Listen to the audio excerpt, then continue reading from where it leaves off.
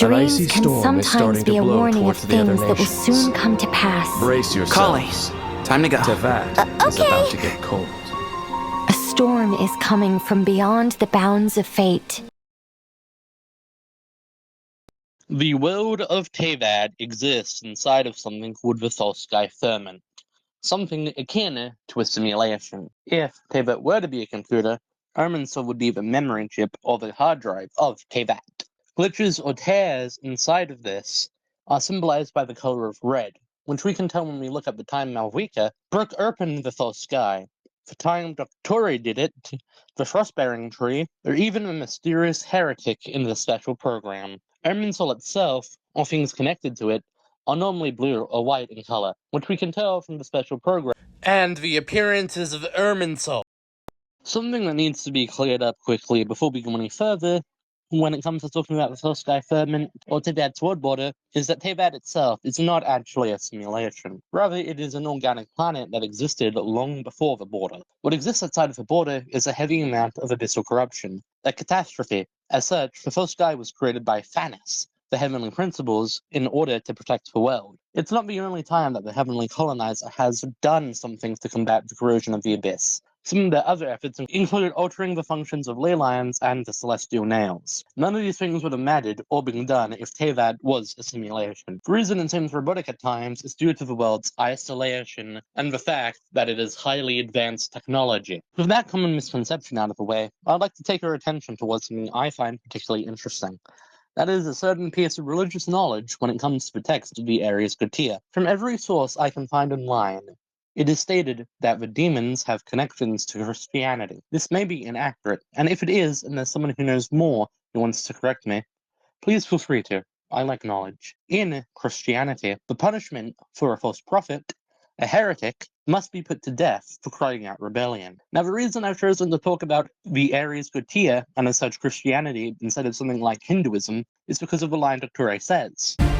And how can we be sure that the seven, who wield authority over the world, will not be corrupted?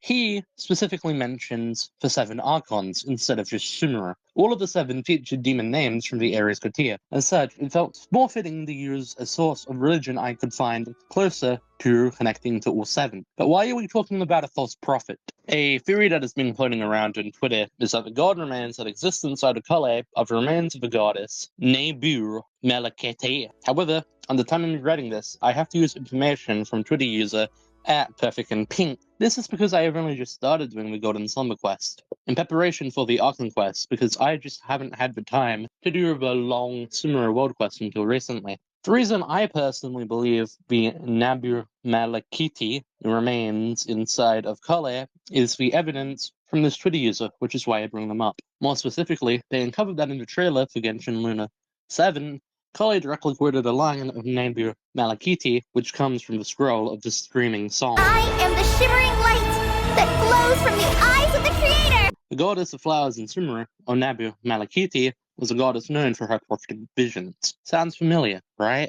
All the way back, as a prologue to the Sumeru Archon quest, Genshin dropped the teaser video, Winter Night's Lazo. During this video, we got our first glimpse of Dr. A's experiment in blasphemy, the experiment to burn away the Low Tree. The way we get this glimpse into the future is from a dream by Collei. I've seen people take this to mean that Collei didn't actually have the dream back then, but I disagree. What I think happened was back then, Collei did have this dream, though at the same time, she chalked it up to being nothing more than a nightmare. Years later, after the events of Nord Cry's Archon quest, which endangered all of Tevat, the nightmares have returned. It just keeps returning instead of being a one-time thing. We've known that the next stop in the main story was going to be Sumeru for a while, actually. Those of us who paid attention to Wonder and Nicole's farewell, anyway. At the end of the Archon quest, True Moon, the Traveler and Paimon have a conversation with Nicole, where she mentions that there was still a station at the Lord's Border had their work cut out for them. Alice's vacation to Mondstadt had to be rescheduled, which we can assume was when she attended the festival held by Jean in honor of Farka and the other knights returning from the expedition. However,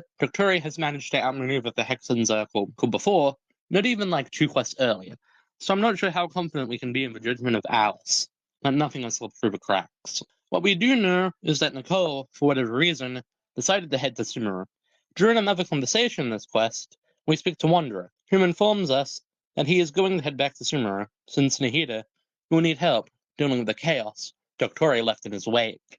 In fact, Sumeru was also relevant to Nordicai's story of way back during the Arcane Quest, an elegy for Fair and Moonlight, before the arrival of Wanderer.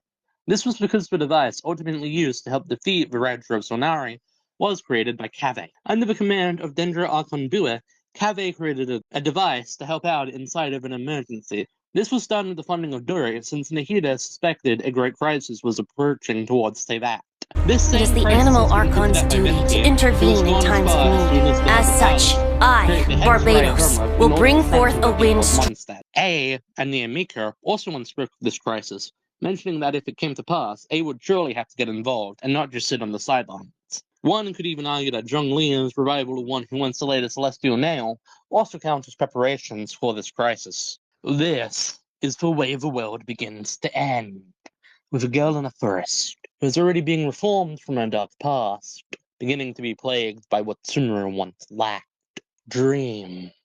Not just any dreams, but visions of the future. With Project Struza already in action, only one Gnosis remaining, it was only a matter of time before they would attempt the burning of the Irminsul tree. Let me tell you, no, let me warn you, the crisis has already begun.